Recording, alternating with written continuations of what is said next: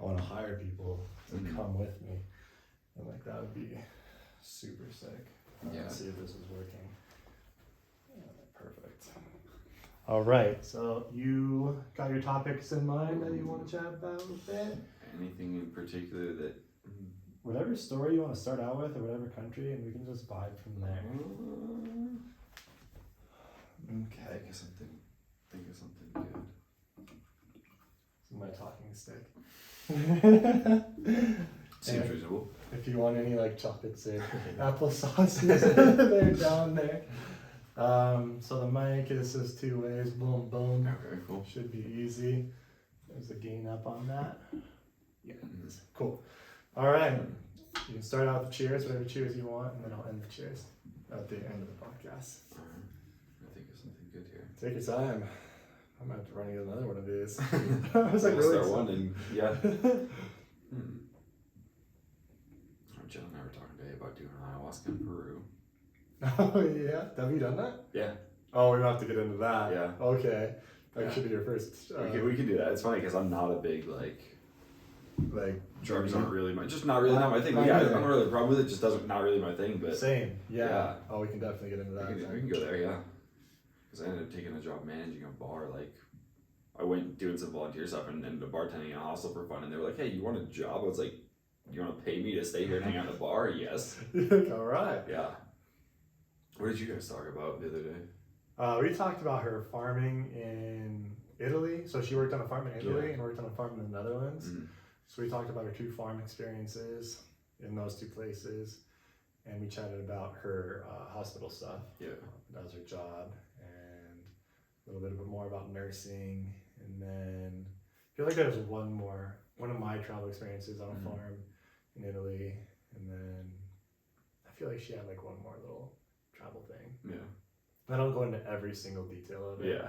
Because it's like I try to keep it around like an hour to an hour and a half, because people see the 2.5, they're like, oh my god, like that's so long. I've done a lot of market research and they're like an hour to an hour and a half is like perfect. Right. There's like, people taking drives and stuff, but not. Right. Yeah. Exactly. Like just mindless stuff. Like I was just putting the TV stand together. It took like an hour. Like just perfect easy, time to put on podcasts, just mindless stuff.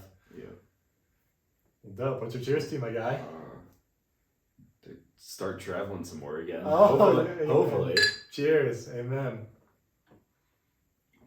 I like that because I am itching to get back traveling again. 6 more months. 6 more months. Why don't you tell me about that time in Peru? I love that. Cool. So I went to Peru doing like on a volunteer project with a company that I had done a trip to Costa Rica with. Oh, okay. And it's called IBHQ. I've never heard of that. They're based out of New Zealand, but they do projects in 30 or 35 countries, and you can go do a host stay with a local family and then spend part of your day on a volunteer project, and then go explore whatever city you're living in or travel on the weekends, stuff like that. Nice. So I spent about a month in Costa Rica doing that, and then came home and was like, I'm gonna go to Peru and do this again. Yeah. So like 4 months later, I was like, quit my job, moved out of my apartment. Was like, I'm gonna go to Peru for a few months. Nice. And I went, I was hanging out, grabbed lunch with some friends one day. We were in this hostel, and a lot of hostels will hire, people to bartender, do whatever for, we'll exchange for room and board. So I started bartending for fun, just a couple nights a week, hanging out and just drink all night and hang out with with guests in a hostel. Hostel life is the best. Yeah, it was a ton of fun. But we did a bunch of bumping around around Cusco and stuff like that, but never got outside a little bit more, but did Machu Picchu, all that. But one of the guys bartending there with me he's from Vancouver, but he broke up with his girlfriend, moved out of his apartment, sold everything. Was just like, I'm gonna go hang out in Peru for an indefinite period of time. Wow. He's an artist and he's actually super talented. But he paints and does all these live painting competitions, things like that. They're really cool. Yeah. Nice. So he does those.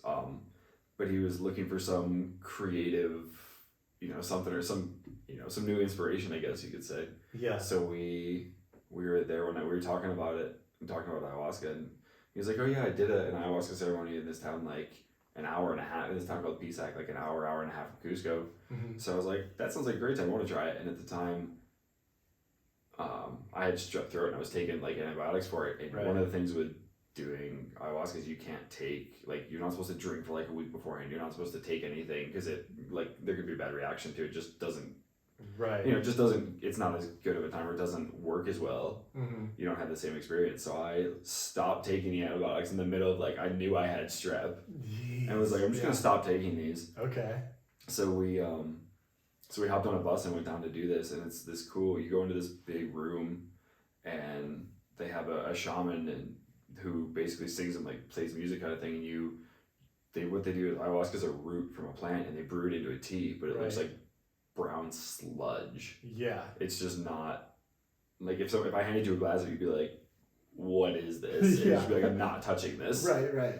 But they give it to you, and you lay down in this room, like they give you a mat, and you lay down in this empty room, and you just kind of hang out and relax and just start, think about whatever it is that you want to go through. And the idea is when you go in, you have something in mind that you want to work through, or something that you want to try and get to the bottom of, or whatever it is. Mm-hmm. So that you lay down on this mat, and after a while, if you don't really feel it, here, you can take some more. Right. But the other thing is, it has this weird reaction with anything in your body that's not natural. Right. So they give everybody a bucket because because almost everybody throws up when you do it. I took drank the first, mug of this. They call it a tea. Right. And it didn't really do anything. I was kind of like, and they were like, after 45 minutes an hour, they're like, hey, you still haven't started to feel anything. That's like, come get some more. Yeah. So I went and took another full mug of tea and drank it, and I laid down, and within 5 minutes, just like was, trying to, in the dark, like reaching around, trying to find this bucket. Yeah. And it was the most awful thing I've experienced in my entire life. It was like, it felt like you're getting an exorcism. Like you just throw up and it's just black. Like everything in you from this tea. It's the weirdest thing ever. I'm like, I haven't eaten anything black. Mm-hmm. And it was gross. But then you just you lay there, and I don't even know how to put it into words. I really want to go do like a week. You can go do like a week of it, and you do, 4 or 5 ceremonies in like 7 nights. Right. And you just get more, it's more effective, or you get more out of it, like the more you do it. Mm-hmm. But I just did the one night, but you lay there, and I guess my buddy put it the best way. He's like, after he did it the first time, it's like 5 years of therapy in one night. You just come out, come out and feel like super, not mellow, but you just feel like there's less weight on you or something like that. I guess is a good way to put it. But it was this cool. It lasted 4 or 5 hours, and then everybody just kind of hung out, and they brought in these big bowls of fresh fruit, like right out, fresh pineapple. Yeah. Being in South America, it's all fresh. Right. And just these big bowls of fruit, and everybody just kind of sat around and hung out and talked to each other and just ate these giant bowls of fruit for however long. And we just fell asleep right on the floor on these mats. And did you have any like profound visions, or like did you have any like anything that was just crazy to you, like that got off your chest, or like some bad trauma you worked through, or just like really cool visuals? I didn't have anything all that exciting happen. This was the first time, and I they suggest for like a week before, you don't eat meat, you don't drink, you don't do any of this, and I had about 36 hours. So it didn't do, like, it was this cool experience. It almost, to me, it felt like I was, if you lay down in bed at night after you've been drinking and the whole room just kind of spins. Yeah. That's what I got, like, laying there. I was like watching the ceiling kind of spin around, but I knew I wasn't moving. It wasn't like being drunk, but it was just kind of the whole room, like the ceiling itself just felt like it was spinning around me. Yeah. Which was weird. Interesting. I didn't have any crazy hallucinations or anything like that, but you just kind of, I kept getting like light. You know how if you stare into a light for too long, you get like the spots in your eyes? That's what I got a bunch of that too, which was kind of weird. And there were no lights on in the whole place, so it was just weird. Yeah, interesting. Yeah. But it's really cool to sit there and listen to the whole thing, because you're laying there and the shaman's playing music and his helpers are playing, instruments, and you don't have a clue what they're saying or anything, but it's just this totally unique experience, because it's not legal here. It's not legal in most places. Not legal in most places. Yeah, but it's weird because you come here and everybody's war on drugs, and you think about cocaine and heroin and things like that. I mean, this is literally just the root of a plant that they brew into a tea. It's not, there's nothing added to it. There's none of the, and realistically it's in a controlled environment, so it's kind of a bit different. It's like for spiritual awakening more than like recreational, trying to get screwed up and like trying to escape all your problems. You're trying to work through your problems with this and like have these profound visions, like relive a little trauma, see what you need to see. Like I've heard of those people going on 6-day ayahuasca trips, and they have the most outrageous like euphoric experiences. Like they have stories that come out with them. They have like all this past childhood trauma, all these like visions of the future they come out with. And it's like, what is it called? Psilocybin from the mushrooms, like psilocybin. Same thing with that as well. Like it's more of a natural, spiritual drug more than like, drug fucked up at like a party and like just take coke and Molly and like it's a lot different for sure. So I do wish it was more legalized. Yeah. But a lot of people see it. The conspiracy behind a lot of that stuff is we don't want too many people awakened. Yeah. Like spiritually awakened and more aware. We want people less aware and less awakened and kind of just a drone through society. I've heard that argument before. So people kind of just like mindlessly obey, mindlessly watch the media, and you don't want all the awareness that comes with the DMT experience. I know you can do it in Mexico. A lot of places are like advertised, like celebrities have done this. I don't know about Peru, but I know Peru is like a really sought out place to go, like around Cusco and Lima.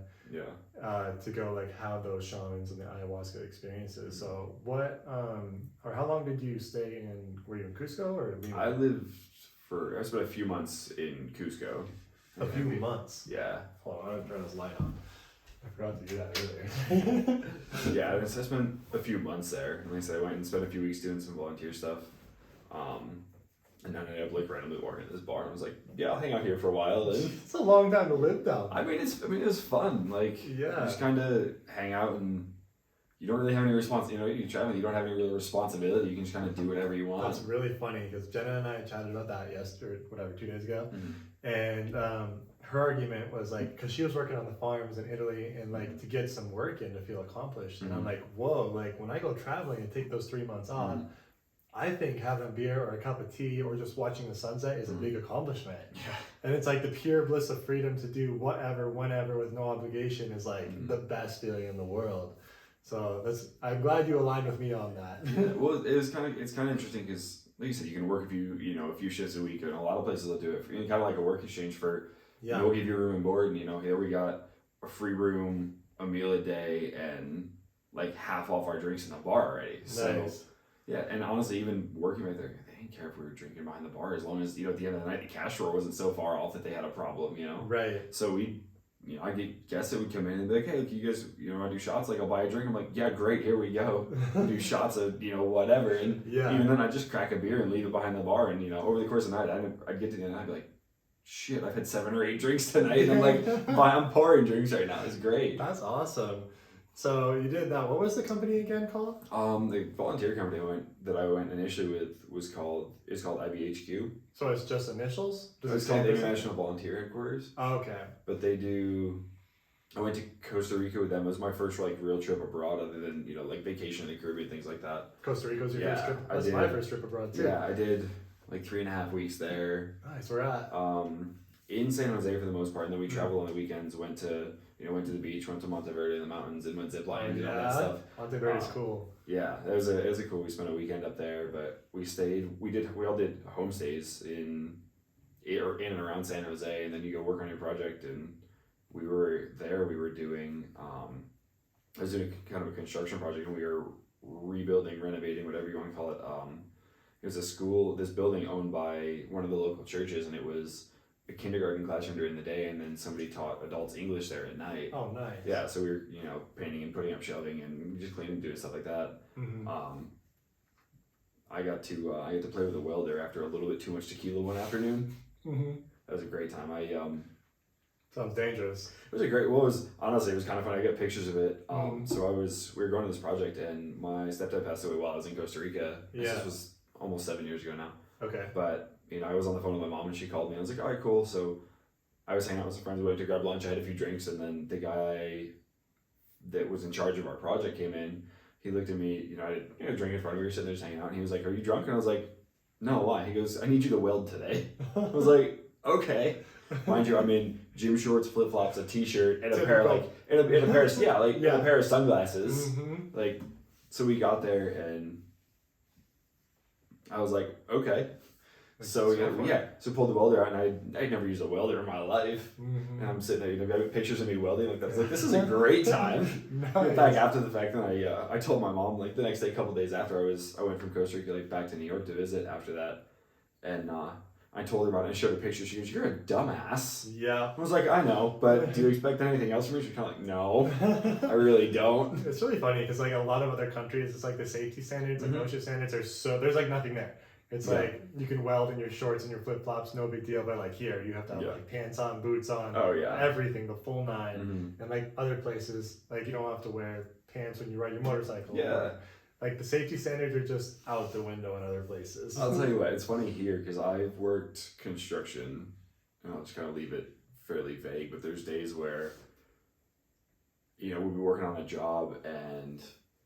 There was one day we were working on the shop. It was like 6 months around the shop, straight through this old building, stone, like got it down to the stone exterior, no heat, no anything in, up north in the middle of the winter, and it's colder inside than it is outside. Right. Because the stones get cold and they just, we'd be in the basement working and it's 15 degrees and it's 25 degrees outside because the sun came out that day. Yeah. But, one of the guys from one of the other construction companies was on a ladder out front doing something, and somebody from OSHA happened to drive by, so he pulled a U-turn, pulled in because he was into the parking lot and came out to because he was doing something, I don't even know what it was, but he wasn't wearing a hard hat or something. Right.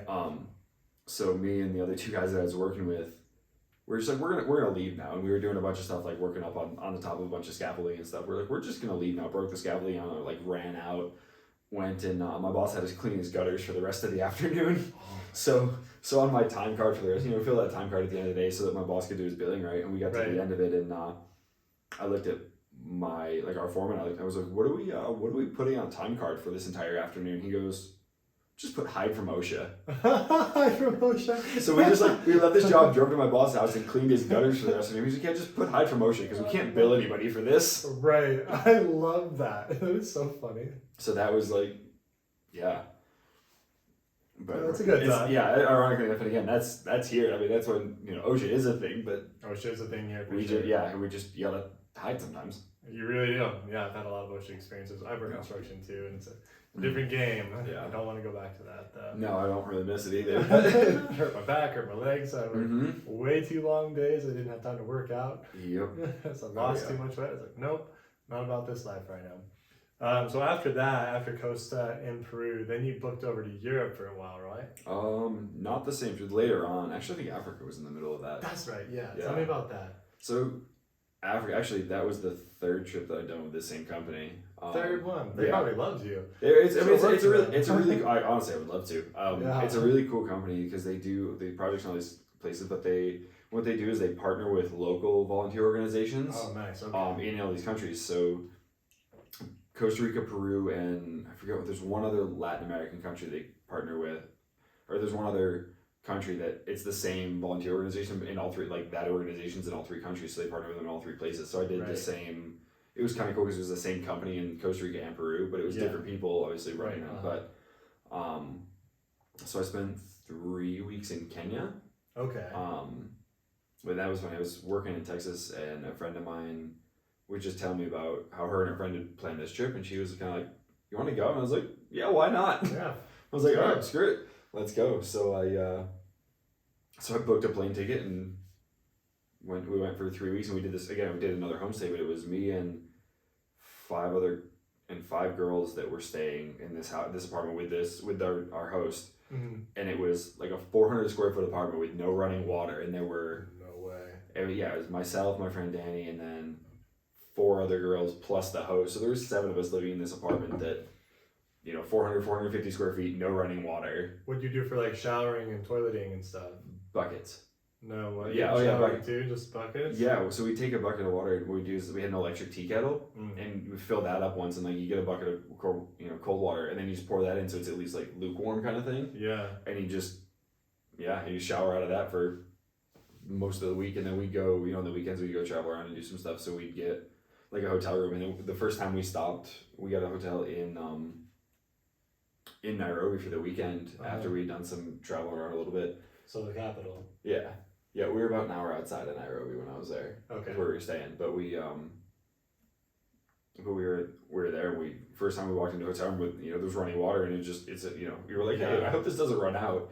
And there were 3 or 4 of us sharing a hotel room, and it took like 2 hours for all 4 of us to get a shower because we were like, I have running water. I'm gonna stand here. Don't bother me. Yeah. But So what was your role though in Kenya when you were volunteering? So in Kenya, I spent the first part of the trip in a school with it was a K through 12 school, no running water, no electricity, and it was actually really interesting to see. You know, I just spent some time kind of helping out, doing just kind of miscellaneous things there, but it was really interesting to see because, you know, we think here, kid, you know, going to tell me every moment, like growing up, you know, you have to wake up on a Monday morning, you're like, oh crap, I gotta go to school today. Like even, you know, elementary school on, like the whole time you're like, I don't want to go to school today. The majority of it, yeah. Yeah, these kids, some of them have literally nothing, and they're so happy just to get to go to school for the day, and it's just really cool. Yeah, the best way I put it is when you know, people are like, oh, how was Africa? I'm like, it wasn't the most fun trip I've ever taken. Like, I had some great memories from it, but it wasn't the most fun trip I've ever taken. But it was the most eye-opening. Like, there were more, I guess, holy shit moments than anything else. Like, stuff that... Like rewarding, maybe. Rewarding, but stuff you don't even think about here. Stuff that we take for granted, you know? Yeah. Hey, I can walk out of my room and, like, get a glass of water. Right. Yeah, these kids are at school day, and, like, it has to come from somewhere, but it's not from a faucet. Or, you know, they come in and you walk in the room and there's no lights. There's no electricity in the building. Right. So where did they get their water? Did they have to, like, walk to a river? Honest, I don't know. In that instance, I don't know. But some places, yeah, you just go to essentially a local well and pull it up. Wow. Yeah, so that's it's weird because there is you know, there's a huge wealth gap here, but there's also one in most of Africa. Right. So I mean, there's not a country on the continent of Africa that's not technically considered a third world country. Even like South Africa is probably one of the more well-off countries. Right. It's still technically a third world country. Really? I didn't know that. Yep. But have you ever seen the movie Slumdog Millionaire? Not for a long time. But you know, the concept of it's set in India in the slum. It's the largest slum in the world. The second largest slum in the world is outside of Nairobi. Really? But yeah, so basically when the British colonized Africa and they built railroads in the 20s and 30s, they would pull people, like just take people, natives from their tribes as labor, use them as laborers. And when they got done with the railroad, they basically just left them there. Really? Yep. So this slum popped up, and it's now the second largest slum in the world. Wow. There's, again, this was 2017, so somewhere between 2 and 3 million people was the estimated population of this slum. Wow. Because people died every day, people had kids every day, and you had no idea, so there was no accurate way to track it.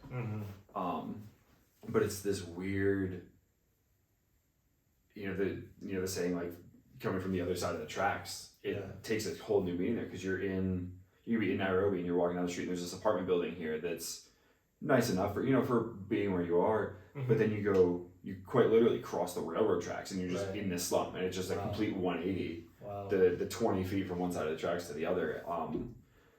You know, mud huts with rusty sheet metal roofs that have no running water, no electricity. Like you said, you know, there's the population there's estimated in this, you know, couple square mile area, they can't get an accurate estimation of the population within 1 million people. Did you go into the really? Yeah. So the local organization that partnered with IBHQ here, a couple of people that worked from were from there originally. Oh. So they would, so you could go in and they'd be like, they'd take you to some of these places and some of these cool little like shops that people own there, and that's, you know, how they made their living, or but you could go in and see some of these places and it's, I don't know, you can't even really describe it. It's something you have to kind of see on your own. It really is. Yeah. I heard like a big thing was like prostitution in those places, like a really big, revenue stream for most of the women there. Prostitution, and you would think that it's not, you would never expect anymore, but we met a 17-year-old girl who was married and pregnant with her first kid with her now husband, who her parents had sold her to he was 20 years older. Right.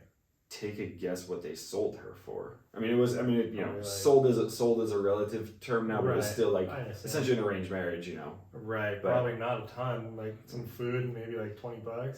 2,000 Kenyan shillings, which is $20. Wow, that's a good guess. But yeah, exactly. Yeah, I mean, it's exactly what it is.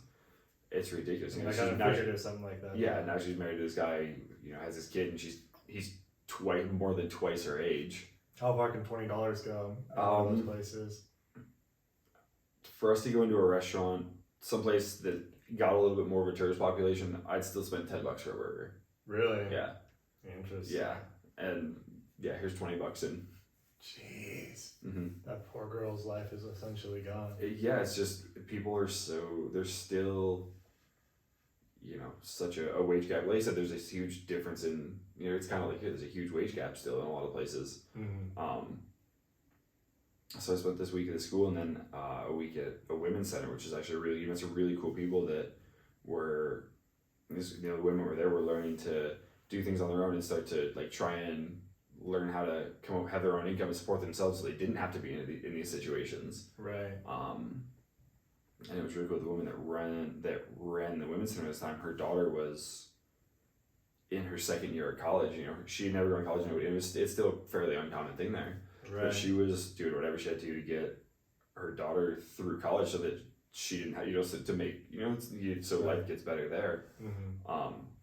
Here at college, diploma is the equivalent of getting through high school in the 50s or 60s. Yep. And there, for a woman to say, hey, I have a degree is a huge thing still. It's part of I went to school for a year and I just didn't see a point in going back. I was like, I don't know what I want to do with it. Why spend the money for it? For sure. And I still, 8 years later, I'm like, it hasn't, I still don't think I would have done anything. Even if I'd stayed in, I probably would have just had less of these experiences and done less stuff, because instead of going back to college for 3 more years, I started working a ton and started traveling. Right. So. But it's like what you said earlier is about like you kind of just have to be there. Yeah. It's like when you're there, there's like a change that goes on inside of you. It's like deep and permanent, and like changes your ideals of living.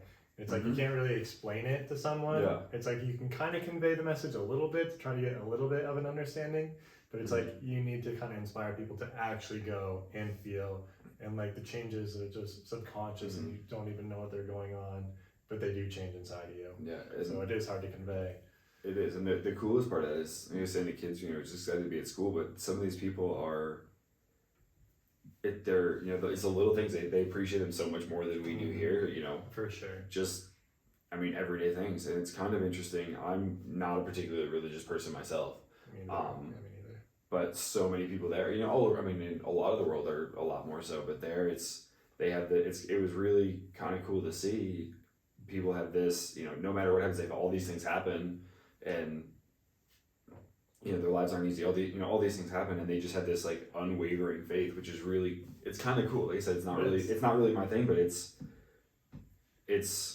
I don't want to say admirable, because that's not what it is. Like, they don't do it, but they do it because it's something that they believe in. But it's really cool to see people believe in something that strongly, even with all of these reasons not to, or all these other things. You could be like, well, really, this, what about this, and this? And they're like, no, I don't care. Sometimes it's like the thing that keeps them going, like faith and hope can be as powerful as a driver as anything else. Yeah. And sometimes faith and hope is what you need when you don't have a lot of else going on, but that can still sustain a fulfilling life with them. Like the fulfillment of their faith and their hope is still like a happy life for them, and that is beautiful in my opinion. Yeah, it is. It's like you said, you appreciate those small things that we hear. We're just, hey, this is annoying, or this is a pain, or and they're just like, no, it's cool. Who cares?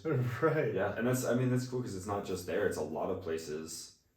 Like I said, there's a lot of places in the world that are like that. A lot of parts of Peru, or when I was in Costa Rica, the project that we were working on, there were these kids that lived. They were, I don't know, probably 5 years old at the time. It was these two little, they were brothers, but they would come over every day just to they lived a house or two over. They come over every day just to hang out and play around. There's this puppy that there's a lot of stray, South America is notorious for stray animals. Central America. So this dog, this puppy, I honestly tried to bring it home with me. Really? Yeah.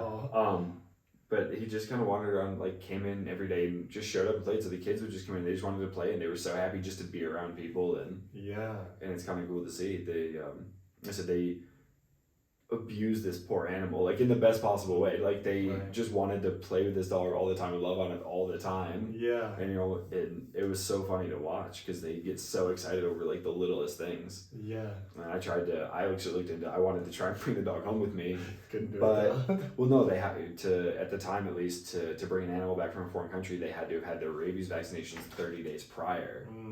And all been up to date on everything, and then wait a month, and I didn't have that time to do. Yeah, I didn't have time to do that, so I didn't get to bring a dog home with me. But it's too bad. That would have been a really cool thing to do. Yeah, it was a cool story. Just I went to Costa Rica, came home with a puppy. Yeah, there's a lot of stray dogs in Costa Rica. Yeah, and they're wandering on the roads and stuff. I'm like, oh my gosh, I'm surprised more of them don't get hit. Yeah, when we were in Monteverde one weekend, my friend Kim, this dog just followed us around. We were walking down the sidewalk going to find lunch or something.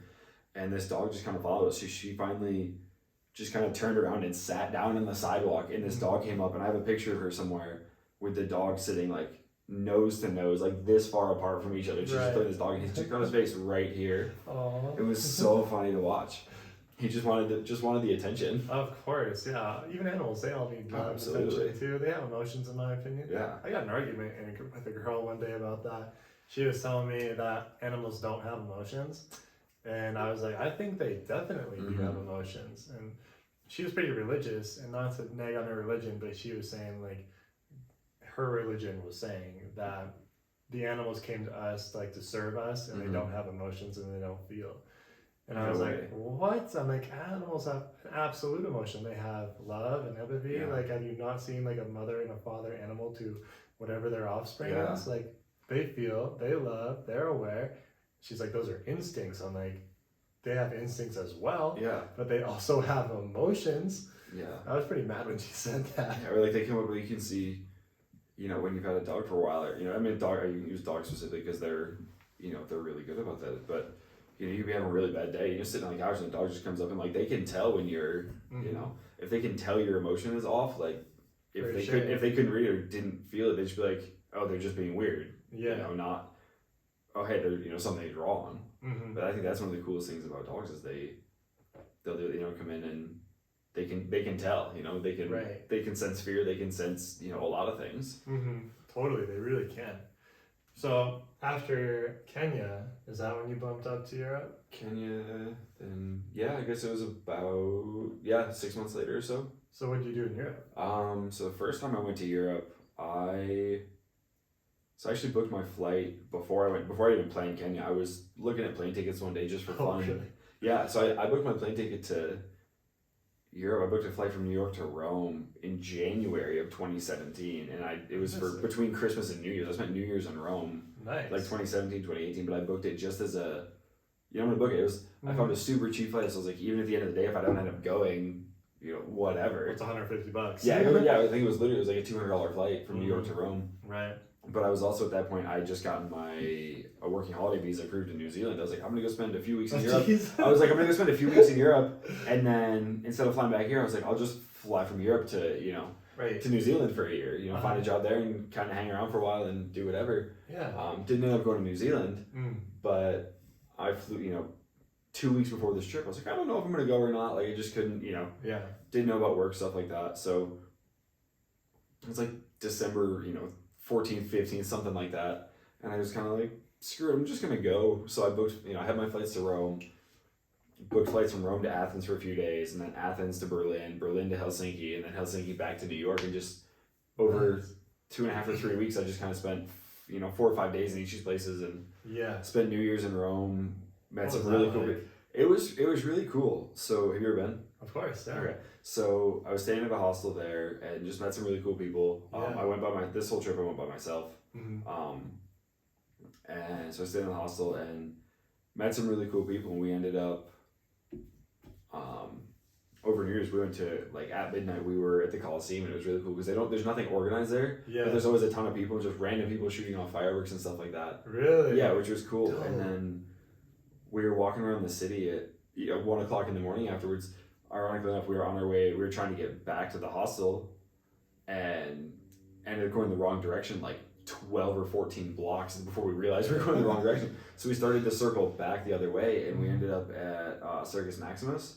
Okay. And there was just this huge, like, open, you know, what used to be sporting fields.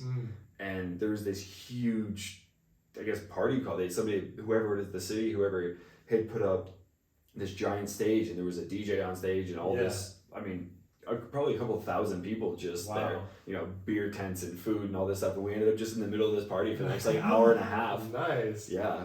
And it was just, I mean, completely unplanned. It was 5 or 6 of us that had just met that day or the day before. We're like, you know, this is a great time. That's funny. Yeah. And I've got, you know, it put Times Square to shame, kind of, like. Oh, I'm sure it did. Yeah. You know, you stand around in Times Square and you watch some guy perform, and this is just everybody's, you know, you're not going to get in trouble for drinking a beer while you're there. These stuff that, you know, you can't drink in public most places here. They don't care. Right. So it ended up being this party that went till 2 or 3 o'clock in the morning, and we had no intention of going. Didn't know it existed. It just kind of happened to hear the music, and you could see the lights over, you know, a couple blocks over. Yeah. So we went to find it, and it was just open. There was no gate, no security, no nothing. You just could just walk in and join the fun. That's so cool. Yeah. That was kind of just wide open for anyone. Yeah, anybody could. Yeah. That's really so awesome. we had to just kind of push our way right into the middle of the whole thing. Nice. That's so awesome. You didn't have to have like an entry fee. No, it was just there. Like I said, had no idea that it existed. I love that you just met 5 random people there. Oh, yeah. Because that's actually what I did. Like, when I was there, I was staying in my hostel, and I literally met 5 or 6 random people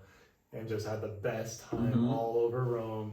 And then after that, I think 3 or 4 of us stayed together, and we kept on going all through Italy together. And then a couple of us did a little bit more together. It was really a great experience. I don't know what Rome is, but it really connects people. Rome's one of my favorite cities in the world. It's one of mine too. I mean, being that I work in restaurants, and that's what I, you know, food and beverage is what I do. I love the food and the cheap bottles of wine, and you go and drink a bottle of wine at lunchtime on a Tuesday, and nobody says a word. It's true. But they did have really good food. Some of the best food I ever had was actually in Florence. Okay, yeah. Did you ever bump up to Florence? I did. I've been to Florence, Venice, Rome. Done a little bit south, but not like I've never been to Sicily. But I haven't yet either. I'd like to go to Sicily, but Florence had some of the best gnocchi ever. Yeah. Oh my goodness, that whole city. I think I like Florence a little bit more than Rome, in my opinion. Yeah. But that city is a really beautiful city. Yeah, it really is. It is. It's cool.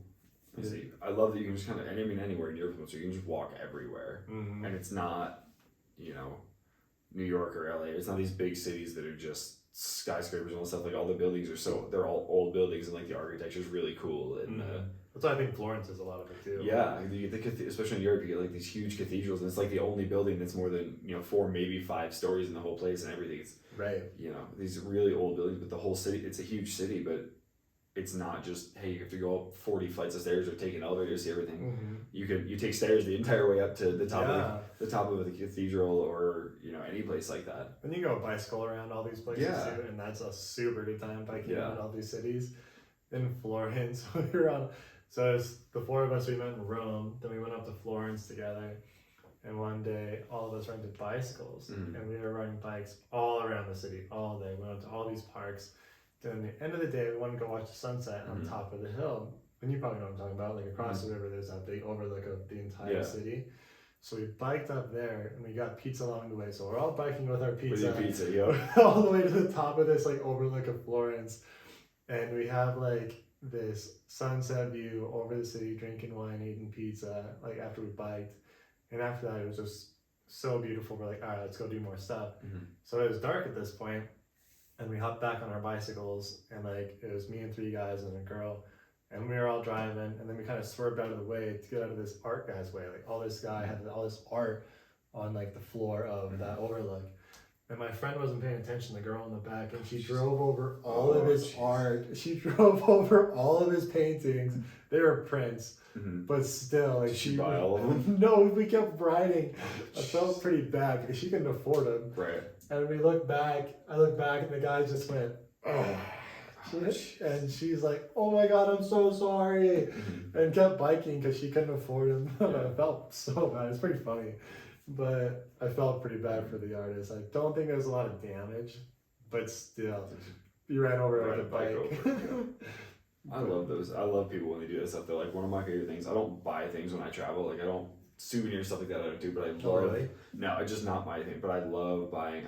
I try to whenever I go someplace new to buy a print or a painting or something that like from somebody on the side of the road. Just something like that. And that's the, when I move in, when I have the space for it, kind of the living room, I just want to take the whole wall and just make it pictures from travel. Travel pictures that I've taken, and then just like surround it. Kind of intersperse them around just all these different paintings and things that I do. When I was in Kenya, I got this map. It was actually drawn on a piece of tree bark. But it was super thin, so it would roll up. But it was, Africa in the 1500s, like the way the countries were then as opposed to now and things like that. But like before colonization, all this stuff.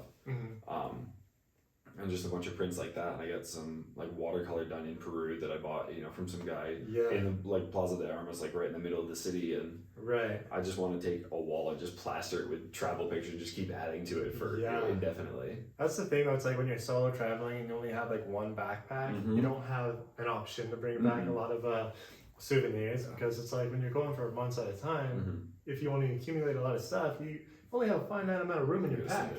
That's like, but I want to like always like bring things home, but I never have the room. And now that I have a place to put all of it, it's like I want to start accumulating more paintings and like more random stuff and like put it all in this room, really.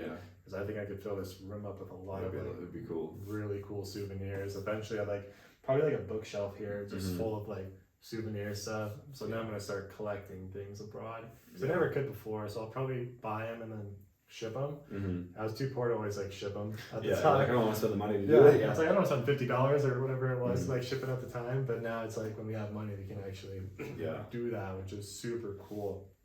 So, but your Italy trip sounds amazing. It's actually like my favorite country, actually. So Italy is a highly recommended place. Whenever I'm talking to people, I'm like, you need to go to Italy. Like, for sure. Oh my god. Even if it's just for the food. Even if it's just for food. But the history. Like, I love history, so there's so much there. Well, you said we went to Greece, right? Did you go to that history museum in Athens?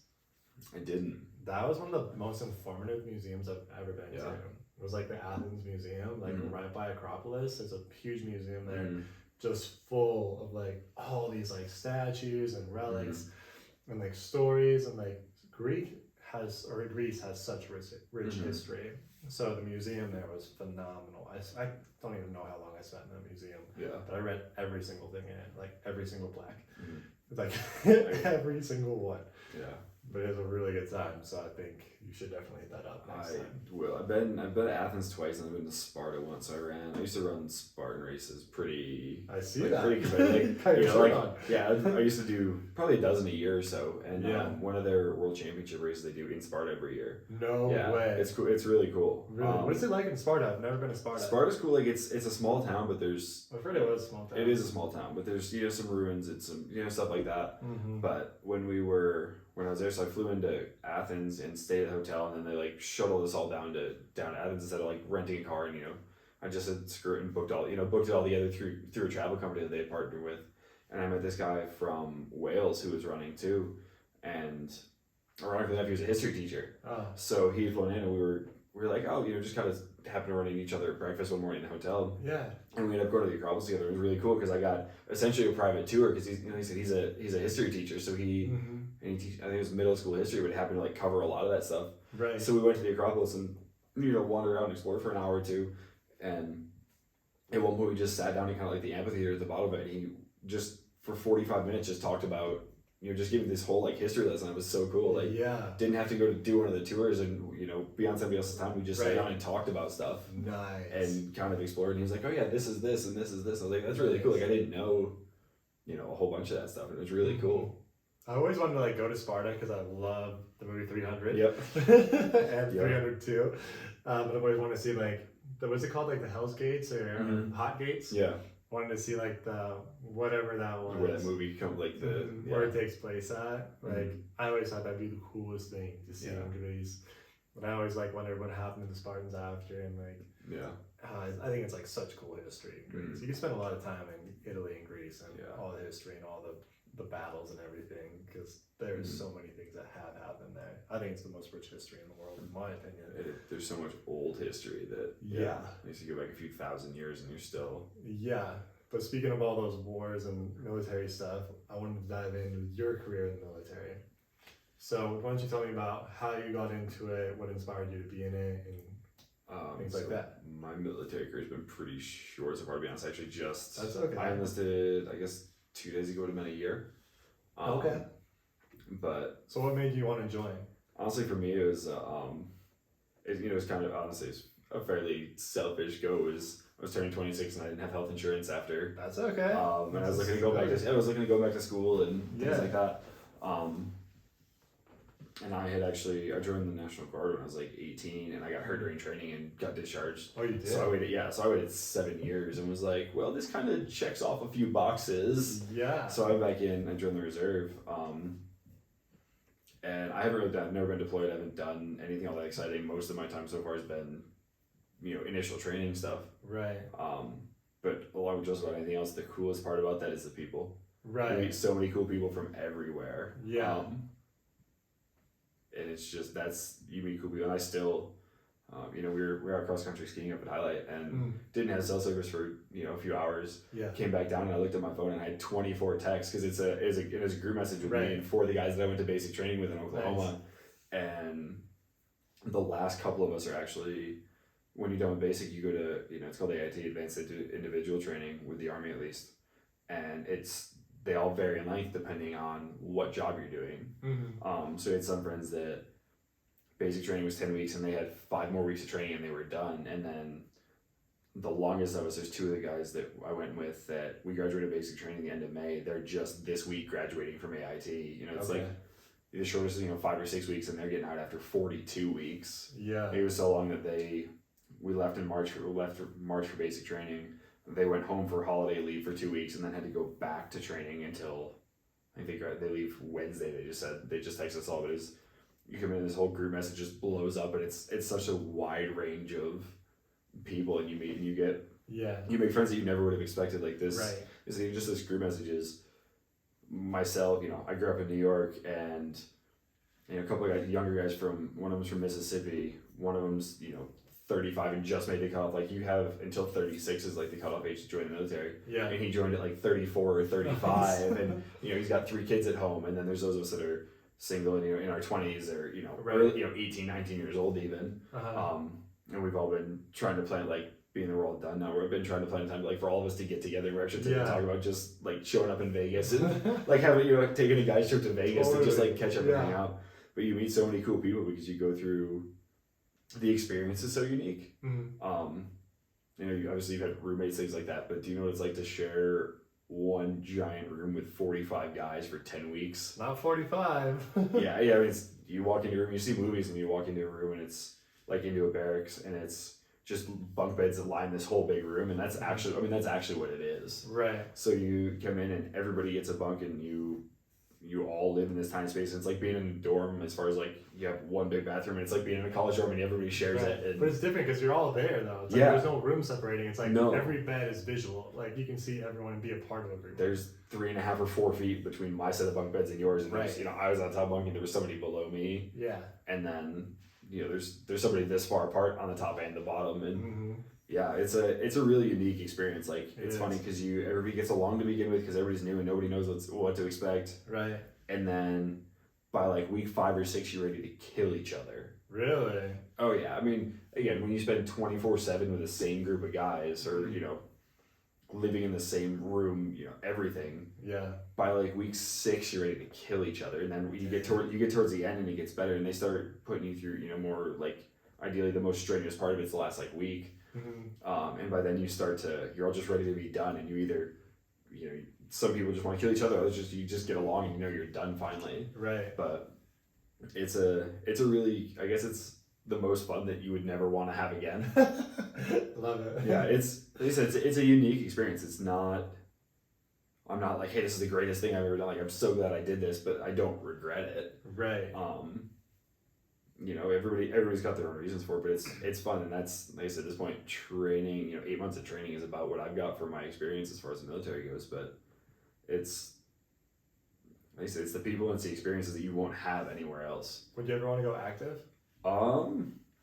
Active, I don't know, probably not. I'm kind of content, I guess, is where I'm at. Like, I do want to, at some point, I would really want to do a deployment.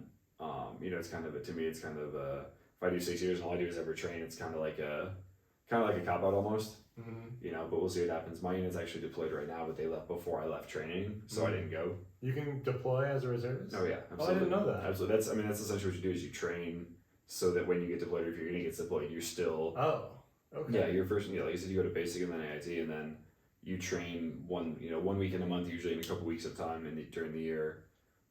And then so that when you do, like if your unit does get activated to get deployed or things like that, you're still training your job. You're still qualified to do it. You didn't learn it and then not do it for 3 years or whatever it is. Okay. But yeah, I mean, I have a bunch of friends that are other places right now, or my whole unit, like I said, they left right before I got done with the training, so most of them are there right now. So you would want to do deployment? Yeah, it's kind of like, you know, why bother signing up? I guess maybe if you don't like, if you don't want it or if you don't intend it to happen, it just seems kind of like a waste of, like almost like a waste of time. Like, you're not going to do anything with it, you know. And you know, people do, like, no discredit, like people do 6 years or however long the reserves and don't, but there's things that happen if your unit doesn't get deployed, or if you get hurt or things like that. But I feel like given the option, if I was like, hey, I want to go, you know, it's something that I would want to do. Yeah, I would too. It sounds really awesome, actually. And it's funny because you, like you said before, you get to, a lot of people join the military, like, oh, I want to travel and do this and that. And me, I have to show up for training once a month, so I can't just leave the country for 3 months at a time anymore, or a month at a time. Right. So it's weird, but you go places that you would never go normally, you know?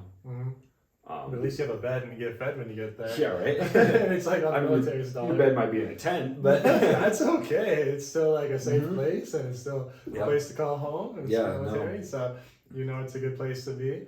Yeah, and it's funny. Everybody's got different perspectives on it. You get a lot of guys that go active duty, and then a lot that go National Guard or Reserve because they have a career that they already like, or they have a family and they don't want to. You know, they don't want to be gone full time or have to uproot their family to go where the Army says, hey, you're moving, or whatever branch of the military. But so it's kind of, you can still do something but not have to, you know, if you're not deployed, you can kind of work your Monday through Friday job, or like, I think that's pretty cool. It's a really cool, like, middle ground, I guess you could call it. Like, you still get the training, you still get to do those things, and there's still that chance you get deployed, or you get, you know, hey, we're gonna send you here for however long, but you don't have to completely uproot your life in order to do it, which is kind of that cool. Like you said, if you're in a place in your life where you don't want to lose that, it's a great option. So what was like the most important thing you learned through basic training or the military so far? For me, it's basic or AIT, things like it keeps coming back to people, is that there's always going to be somebody there that's got your back, whether you get along with them necessarily or not. When it comes down to it, in most of those situations, when you all go through the same things, somebody's always going to have your back no matter what, whether you get along or not. And I think that's it's a unique thing that, like I said, even in a training environment, you don't see a lot of other places, because you're all going through the same crap together, and that's what you kind of bond over. Yeah. Because even after that, like when I went to AIT, I was there 5.5 months, I think it was another 5.5 months, and it's a little bit more relaxed. You have more freedom, you know. You know, school class is kind of like a 9 to 5 thing, but then you have other, you know, you have to work out every day as a company, things like that. But it's a little bit more laid back, but still not, like, there's still a drill sergeant around, but you know, being that you're there longer and you finish basic training, you have a little bit more freedom. You know, you get your weekends off, kind of thing. Like, you still have responsibilities, but you don't have class on the weekends. But funnily enough, for me, like, I prefer basic training. Really? Yeah, and at the time I was like, everybody was so excited to be done with basic and get out of there. But it was interesting because they almost mess with you more, or at least my experience was.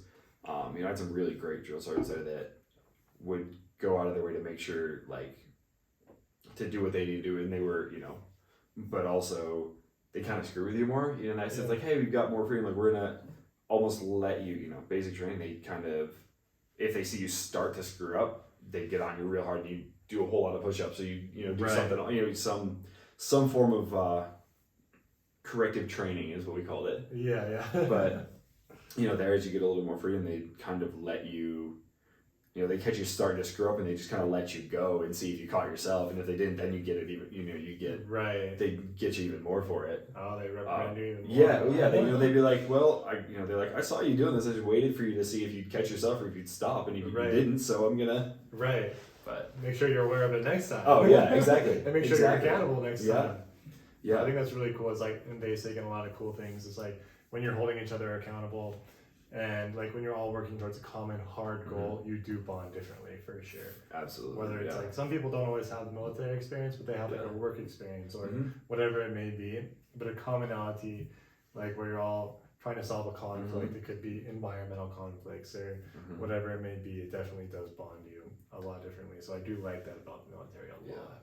And it's funny because like I said, I work in restaurants full time, you know, outside of that, and it's a lot of the same things. Like, you know, you get you're like, when you work at a restaurant, like, almost all of your friends come from work because you all work the same nights, weekends, holidays. Like, you don't work a normal schedule. Right. So you deal with the same crap, and you deal with the same crappy customers. Depending on sometimes like my favorite part of the job of working in restaurants is you meet some really really cool people. Your customers that come in on a slow night, and you have time to sit and talk with them for 10 or 15 minutes. But you also get those nights where it's busy and the lady over at table 9 just you cannot make her happy no matter what you do. You know, you could do cartwheels through the dining room, and she's still gonna write you a bad review because because her water wasn't cold enough. Right. But it's kind of the same. Like you get that you meet people that kind of put up with the same crap you do. Right. And like I said, you kind of bond over it. Are you gonna keep going in the restaurant industry for a while? I mean, I don't have any plans outside of it currently. It's just a matter of I would love to own my own restaurant. That's kind of my if I were to stay in restaurants forever, like I would love to do that one day. That'd be really fun to do. It would be. It's a lot of work, and it's something like 90% of restaurants fail in the first 2 years. Really? Yeah, it's a really really high failure rate. But the kind of the cool thing about the hospitality industry in general is your busser could work his way into being the F&B director for a resort that has 5 restaurants and 2 bars on it, and they're in charge of all of them, or your dishwasher could be your executive chef one day kind of thing. It's one of those things where it's worked out really well for me not having a degree. Is you can kind of work your way up. My first job in high school was washing dishes at a summer camp that I grew up going to, and I've worked into being a cook and then serving and bartending and managing at some really really cool places where the people just get more unique every day. But it is kind of a cool industry because you don't have to have an experience. You don't have to have a degree to be qualified to do a job or something. It's just work ethic and learn. You learn as you go, kind of thing. Totally. Which is fun. My one of my old friends from high school and college, she just married a guy, and her husband just opened a really dope restaurant in Arizona. Oh, cool. So I'd like to talk to her a little bit more on like how that's going and like how he how that came to fruition and like how he built it up. And I always thought it'd be really cool to be a part of that too. Yeah. But it does seem like quite the endeavor to get off the ground. Yeah. So I mean, it definitely takes a while to plan and do, but I think you got time. Yeah. You gotta pick a place to do it. Yeah, exactly. And if you did it here, I think we need more restaurants here. Yeah. So I'm advocating you do it here. Yeah. As long as it's really cool and fun to go to. I do love Montana. Do you? I do. I miss living here. Do you? Yeah. Well, let's talk about that in a second.